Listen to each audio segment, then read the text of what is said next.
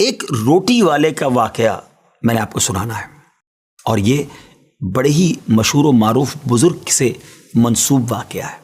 حضرت ابو بردہ رضی اللہ تعالیٰ عنہ راوی ہیں کہ حضرت ابو موسیٰ اشعری رضی اللہ تعالیٰ عنہ کی جب وفات کا وقت قریب آیا تو انہوں نے اپنے بیٹوں سے کہا کہ اے بیٹو، روٹی والے کو یاد رکھنا۔ پھر یہ واقعہ خود ہی بیان کیا کہ وہ روٹی والا کون تھا۔ آپ نے کہا کہ ایک شخص تھا جس نے 70 سال اللہ کی عبادت کی، بڑی عبادت کی، مگر 70 سال بعد جب وہ باہر آیا تو شیطان نے اس کو بہکایا اور وہ ایک عورت کے فتنے میں مبتلا ہو گیا۔ 7 دن اور 7 راتیں وہ اس عورت کے ساتھ رہا، غلط کام ہو گئے۔ اب اس کو پھر شرمندگی ہوئی کہ یہ میں نے کیا کیا، 70 سال عبادت کی اور یہ 7 دن اور 7 راتیں میں نے گناہ میں گزار دی۔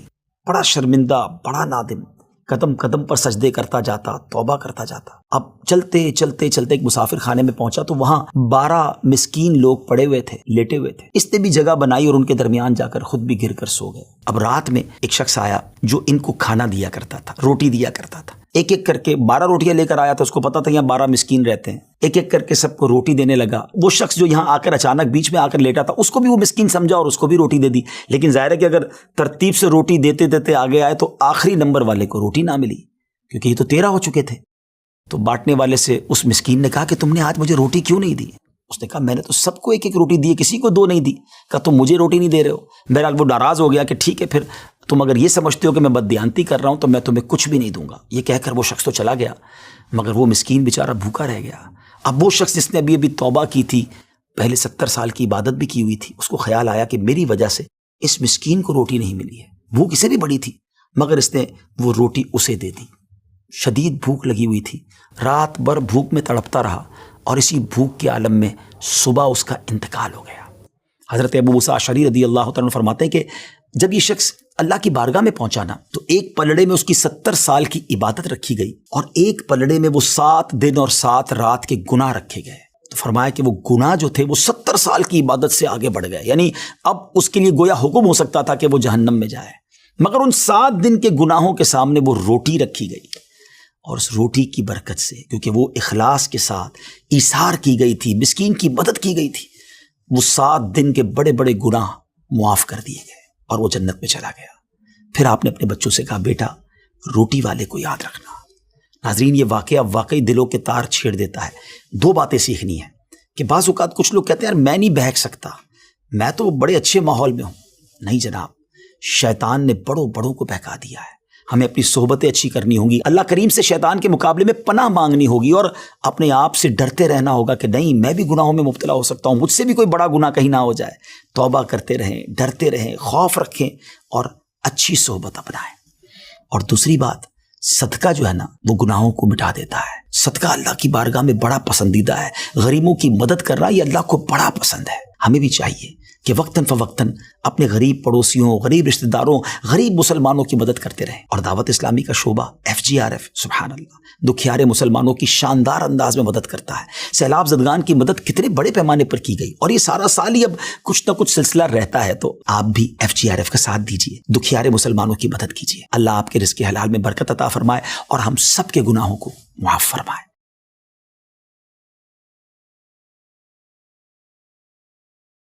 کہ اللہ کریم نے قرآن مجید میں ہمیں یوں سمجھیے زندگی کو آسان بنانے کا ایک فارمولہ عطا فرمایا، اور کیا فرمایا؟ وَقُولُوا لِلنَّاسِ حُسْنًا، اور لوگوں سے اچھی بات کہو۔ آپ یقین کریں جس نے اس فارمولے پر عمل کر لیا نا، اس کی زندگی آسان، اس کی فیملی خوش، اس کے دوست راضی، وہ ہر جگہ ترقی کرنے لگتا ہے۔ اب آپ خود دیکھیں، ایک دکاندار ہے، سودا بڑا اچھا ملتا ہے، مگر جب جاؤ اس کی زبان پر سختی ہے، گالیاں ہیں، جھاڑتا ہے، سودا ایسے دیتا ہے جیسے بھیک دے رہا ہے۔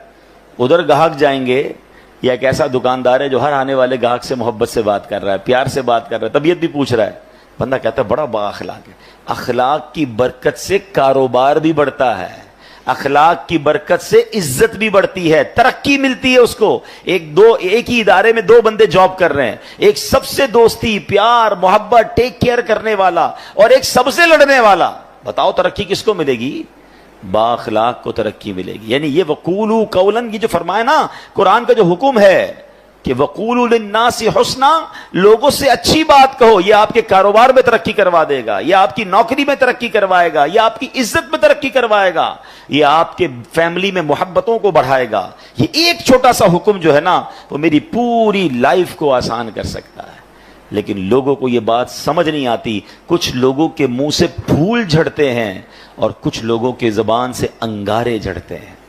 انہیں احساس نہیں ہو رہا کہ میں کتنوں کا دل توڑ رہا ہوں، کتنوں کو تکلیف پہنچا رہا ہوں۔ کاش یہ بات ہمیں سمجھ آ جائے۔ میرے پیارے اسلامی بھائیوں، اب ایک اور واقعہ سنیے، نبی پاک کے سمجھانے کا انداز، ایک ہمارے سمجھانے کا انداز، پتہ نہیں ہے نماز کیسے پڑھتے ہیں، پتہ نہیں ہے تلاوت کیسے کرتے ہیں، پتہ نہیں مسجد کا ادب کیا ہے، ایسے ڈانٹ کے سمجھائیں گے کہ بندہ پہلے ڈر جائے۔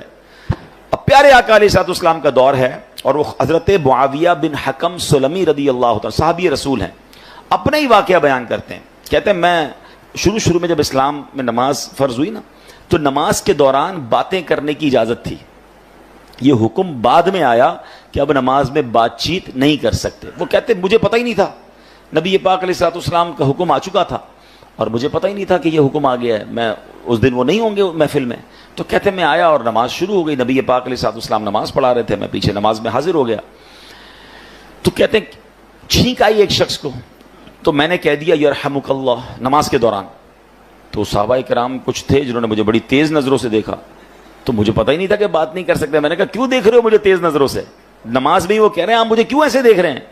تو اب لوگوں نے اپنی ران پر ہاتھ مارا اور کہ اب مجھے سمجھ آیا کہ مجھے خاموش کرنا چاہ رہے ہیں، یہ بول نہیں رہے مگر مجھے اشارے سے سمجھا رہے ہیں کہ بولنا نہیں ہے۔ کہتے میں نے نماز کمپلیٹ کر لی۔ جب نماز پوری ہوئی تو نبی پاک علیہ الصلوۃ والسلام نے مجھے اپنے پاس بلایا، اور نبی پاک سے بڑھ کر بہترین سمجھانے والا کون ہے، بہترین معلم کون ہے؟ کہتے نبی پاک علیہ الصلوۃ والسلام نے نہ مجھے ڈانٹا، نہ برا بھلا کہا، نہ جھڑکا، بلکہ فرمایا نماز میں باتیں نہیں کرتے، نماز میں تو اللہ پاک کی تسبیح کرتے ہیں، تکبیر کہتے ہیں، قرآن کی تلاوت کیا کرتے ہیں۔ کہتے بس نبی پاک نے بٹھا کر مجھے یہ سمجھا دیا۔ یہ بھی تو ایک انداز ہے نا، ایک بندے کو حکم پتہ ہی نہیں ہے اور آپ جناب اس پر چڑھ دوڑیں، یہ نہیں ہوتا۔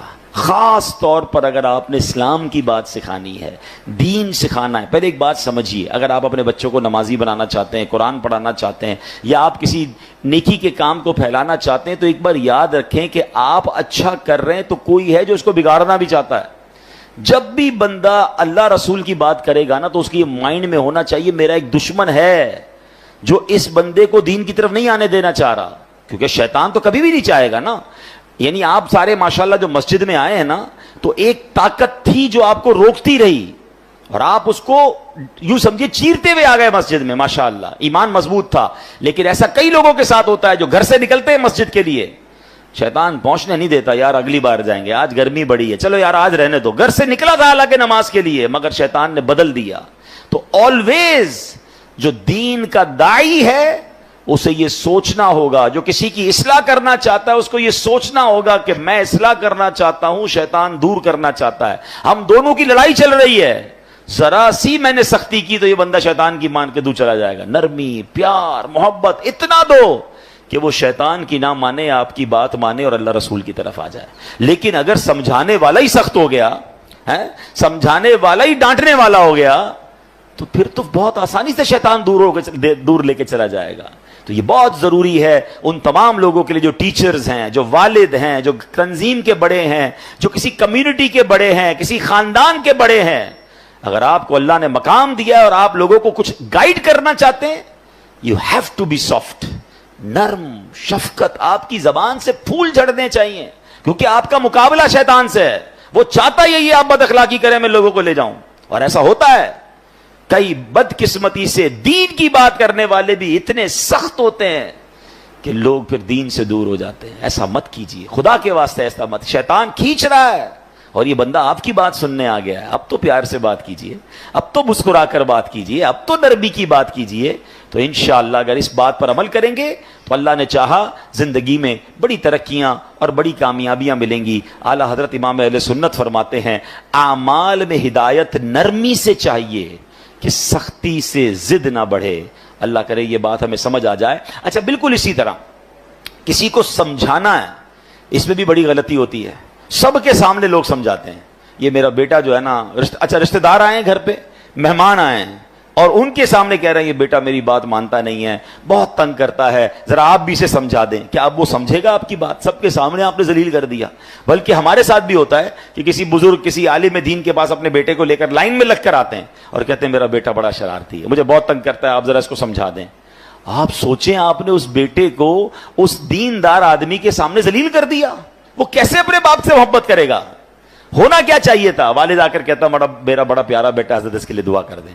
یہ بھی تو ہو سکتا ہے, دعائی کروانی تھی, اس کی برائی کرنا ضروری ہے سب کے سامنے.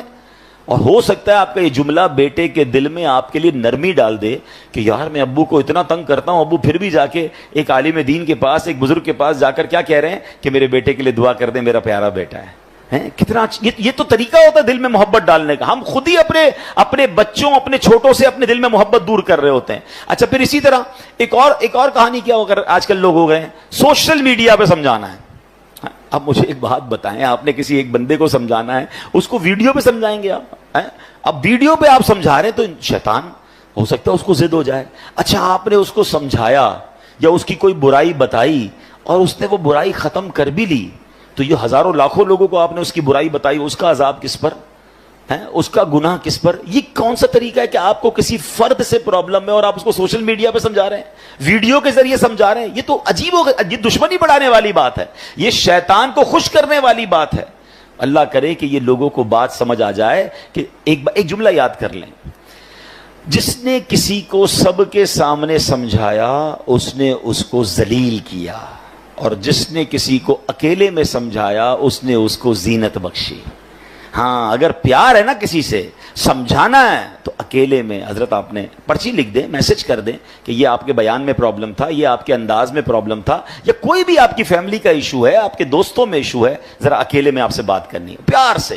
اچھا, اس میں بھی ایک انداز اختیار کیا جا سکتا ہے کہ آپ نے اس دن جو یہ بات کہی تھی, شاید ہو سکتا ہے میرے سننے میں غلطی ہوئی ہو, اگر ایسا کہا تھا تو ایسا نہیں کہنا چاہیے, پیارے بھائی ناراض مت ہوئی ہوگا. یہ بھی تو ایک انداز ہے نا, آپ اصل سمجھانا چاہتے ہیں, اور اگر آپ لڑنا چاہتے ہیں, ذلیل کرنا چاہتے ہیں, تو پھر اپنے دل سے پوچھئے, اس سے سلو نہیں ہوتی ہے. قرآن کا حکم یاد رکھیے گا کہ لوگوں سے اچھی بات کہو. اب آخری بات, بڑی کمال کی بات ہے, اگر آپ یہ سمجھ جائیں نا تو میں سمجھتا ہوں اس پورے بیان کا جو عطر ہے وہ اس گفتگو میں ہے. کہ علامہ قرطبی رحمۃ اللہ تعالی علیہ فرماتے ہیں, سمجھانے والا دنیا میں کوئی بھی ہو, آج کے دور میں کوئی حضرت موسیٰ اور حضرت ہارون سے افضل نہیں ہو سکتا. اللہ کے نبی ہے نا, اور جسے سمجھایا جائے وہ کتنا ہی بڑا گناہگار کیوں نہ ہو, وہ فرعون سے بڑا گناہگار نہیں ہو سکتا. بات سمجھ آ رہی ہے؟ یعنی آج اگر کسی کے ساتھ آپ کو پرابلم ہے, کتنا ہی اس نے آپ کو کیوں نہ ستایا ہو, کتنا ہی وہ غلط آدمی کیوں نہ ہو, گناہوں میں وہ فرعون سے بڑھ نہیں سکتا. اور ہم میں سے سمجھانے والا کوئی بھی حضرت موسیٰ اور حضرت ہارون سے بڑھ نہیں سکتا. دو ایکسٹریم ہو گئی نا, سمجھانے والا بھی ٹاپ پہ ہے اور گناہگار بھی سب سے بڑا ہے. مگر جب حضرت موسیٰ اور حضرت ہارون فرعون کے پاس جا رہے تھے تو اللہ کریم نے کیا انہیں ارشاد فرمایا تھا, فَقُولَا لَهُ قَوْلًا لَيِّنًا, تو تم اس سے نرم بات کہنا. قرآن حضرت موسیٰ حضرت ہارون کو کہہ رہا ہے, کس سے نرم بات کرنا؟ فرعون سے. یار کسی فرعون سے بڑے گناہگار سے مل لیا آپ نے جو اس سے سختی کر رہے ہو, سمجھیے. یا حضرت موسیٰ سے زیادہ اچھا سمجھانا آتا ہے آپ کو.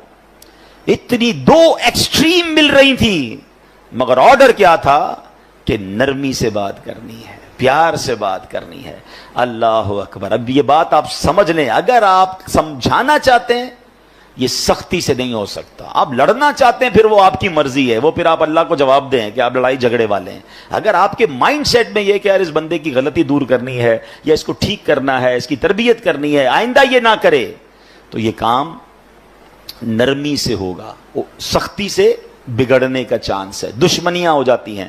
وہ ایک بات ہے نا کہ ایک بندہ کہیں جا رہا تھا, سر پہ اس کے کانچ کی چوڑیاں تھیں اور اس کا پورا ایک گٹھڑ تھا. تو ایک پولیس والا آیا, کوتوال, اور اس نے آ کر ڈنڈا مارا اس پہ. کہا بتاؤ اس میں کیا ہے؟ کہتا صاحب تھوڑی دیر پہلے تو چوڑیاں تھیں, اب تو کچھ بھی نہیں ہے. یعنی آپ ڈنڈا مار کر پوچھ رہے ہیں تو ٹوٹ گیا جو آپ پوچھنا چاہ رہے تھے, وہ تو چورا چورا ہو گیا.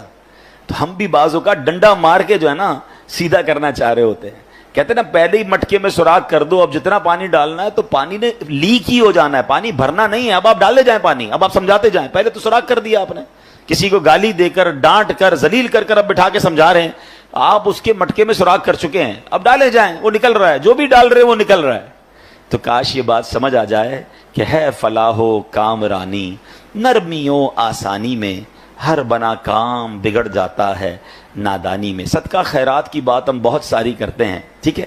آج آپ کو ایک کمال کا صدقہ بتاتا ہوں، 1 روپیہ بھی خرچ نہیں ہوگا۔ غریب لوگ ذرا اور غور سے سن لیں، امیر بھی سنیں، کیونکہ امیر بھی کون سا روز خرچ کرتے ہیں، ٹھیک ہے نا؟ یہ بغیر خرچے کا صدقہ ہے۔ اللہ کے حبیب علیہ الصلوۃ والسلام فرماتے ہیں اچھی بات صدقہ ہے۔ ہائے ہائے، یعنی صرف مال سے صدقہ نہیں ہوتا، بلکہ ہر معمولی چھوٹی سے چھوٹی نیکی بھی اگر اخلاص کے ساتھ کی جائے تو اس پر صدقے کا ثواب ملتا ہے، حتیٰ کہ مسلمان بھائی سے میٹھی اور نرم باتیں کرنا بھی صدقہ ہے۔ تو یہ صدقہ تو روز کیا کرے نا بھائی، بغیر پیسے خرچ کیے ثواب مل ہی جائے گا، میٹر چل رہا ہے۔ اور اب میں آخری جملہ کہہ کر اپنی بات کو ختم کرتا ہوں۔ جو عاشقان رسول ہیں، جو نبی پاک سے محبت کرتے ہیں، اس میں اس حدیث میں ان کے لیے ڈر بھی ہے اور ان کے لیے خوشخبری بھی ہے۔ اللہ کے رسول علیہ الصلوۃ والسلام فرماتے ہیں کہ بے شک تم میں سے مجھے سب سے زیادہ پیارے، سنو آقا فرمانے تم میں سے سب سے زیادہ پیارے اور قیامت کے دن میرے نزدیک ترین وہ لوگ ہوں گے